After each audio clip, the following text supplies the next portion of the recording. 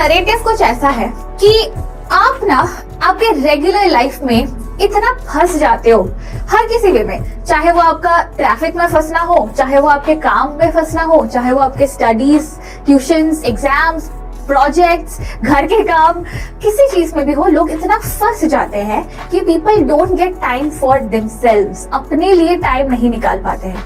अपने लिए तो छोड़ो, अपने आसपास के लोगों के लिए या चीजों को देखने के लिए भी टाइम नहीं निकाल पाते।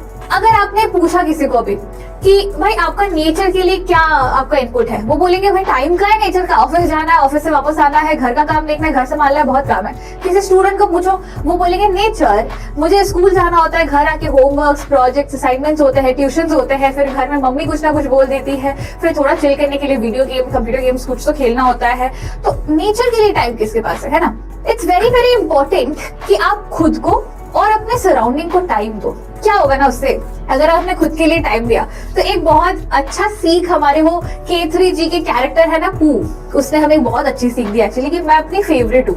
आपको सबसे पहले खुद से प्यार करना आना चाहिए। अपने माँ बाप के बाद आपको खुद से प्यार करना आना चाहिए होता है। आप जब when you will start understanding the meaning of self love, आप में एक कॉन्फिडेंस आएगा, आप में खुद के लिए बिलीफ आएगा कि मैं ये सब काम कर सकती हूँ, nothing is impossible for me. आपके सामने जो भी टास्क आ रहे हैं एंड उनको आप एकदम शांत माइंड से काम वे में हैंडल कर पाओगे।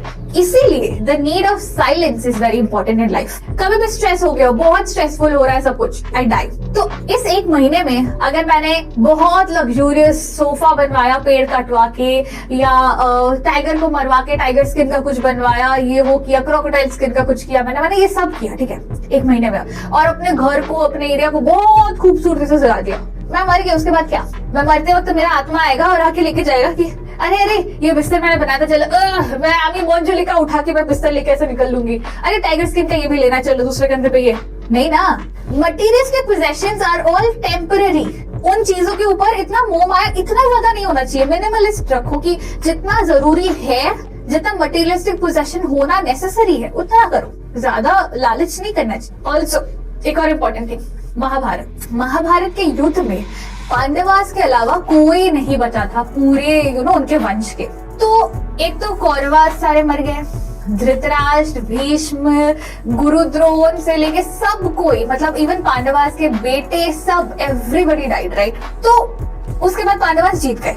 लेकिन इस जीत का वो यहाँ पे वो मेंशन भी करते हैं वो महाभारत में कि इस जीत का मतलब ही क्या है। जब हम अगर जीत के राजा बनने वाले हैं तो हमारा प्रजा कहाँ है? We have lost everybody. तो हम राज किस पे करेंगे, है ना? When you are going for a war, you are losing on the people. People die.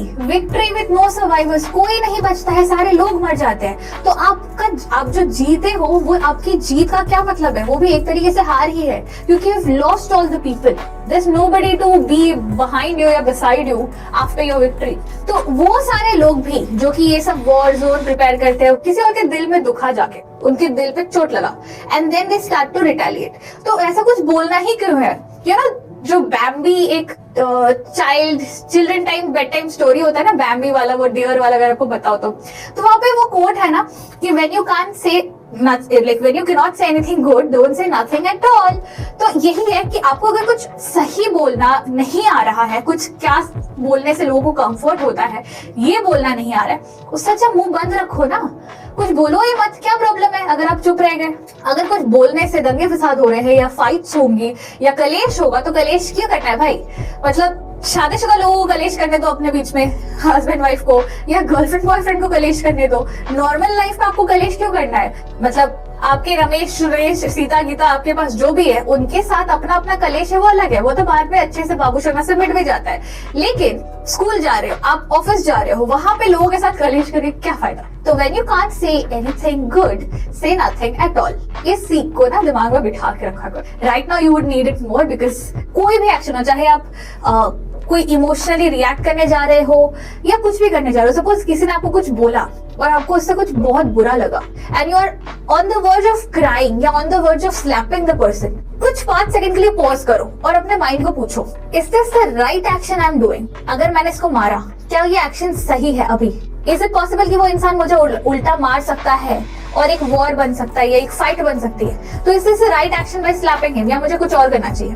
वैसे ही अगर आपको बुरा लगा, आप उसी के सामने रोने जा रहे हो, तो सोचो, does this person is he like really, is he or she really worth it to see me cry? मेरा रोना देखना इस इंसान मतलब ये इंसान वर्थ इट है कि नहीं? अगर नहीं है तो इसके सामने मत रो, घर जाओ, अकेले में रो, नहाते वक्त रो, मम्मी के पास जाके रो।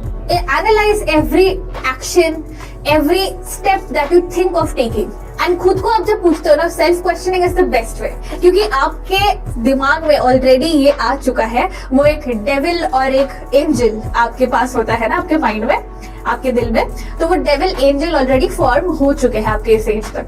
तो आपको बहुत अच्छे से समझ आएगा, ये अगर आपने पूछा क्या मैं ये सही कर रहा हूँ या कर रही हूँ, आपका डेविल बोलेगा हाँ परफेक्ट, और आपके एंजल बोला नहीं, तो it's a wrong thing. Angel ने बोला हाँ परफेक्ट, डेविल ने बोला नहीं, तो दैट विल बी लाइक चलो डेविल मतलब एंजल ने हाँ बोल दिया, करते हैं। That kind of brings in a renewed life. ठीक है, मैं एक अपना एग्जांपल देती हूँ। जब मैं घर से काम कर रही थी ना, वर्क फ्रॉम होम, उस टाइम पे मैं क्या करती थी, मेरे जब लाइव क्लासेस चलते थे उस टाइम पे मैं क्लासेस ले रही हूँ, 2 क्लासेस के बीच में अगर मुझे 1 घंटे का ब्रेक मिल जाता था ना, मैं मस्त निकल के गोलगप्पा खा के, फुचका हम बोलते हैं कोलकाता पे, मस्त फुचका खा के, एक कुल्फी वुल्फी या कुछ खा के घर आती थी कि चलो चलो दिल खुश हो गया, मन भर गया, अच्छा खाना खा लिया, अब वापस से मस्ती से नेक्स्ट क्लास लेते हैं। तो you know, you have to find small times to replenish yourself. अपने मन को, अपने सोल को खुश रखना जरूरी है। अलॉन्ग साइड आपके साथ मैं जब फुचका लेने या गोलगप्पा खाने जाती थी, मैं अपने पापा के लिए कुछ पकौड़े या समोसे लेके आती थी, मम्मा के लिए भी फुचका लेके आती थी। तो अपने आसपास के लोगों को भी खुश करना, या अपने नेचर को थोड़ा ऑब्जर्व करना। शाम में निकले तो हाई पार्क पे, थोड़ा कितना मस्त हवा आ रहा है ना, फुचका वाले को बोल दिया भैया आप गोलगप्पे रेडी करके पैक करो, मैं आती हूँ, बस 2 मिनट पार्क में बैठ ली, हवा खा लिया, चलो ठीक है चलते। Enjoy everything around, because the world is a beautiful place. अगर आपने नेगेटिविटी को नहीं लाया तो you'll absolutely love the life that you have got. अगर कोई नेगेटिविटी ला रहा है ना, टेक अ टिप, लाइफ से उनको इग्नोर कर दो। जो आपके लाइफ में नेगेटिविटी लाते हैं उनको हटा दो, क्योंकि they are not worth your living.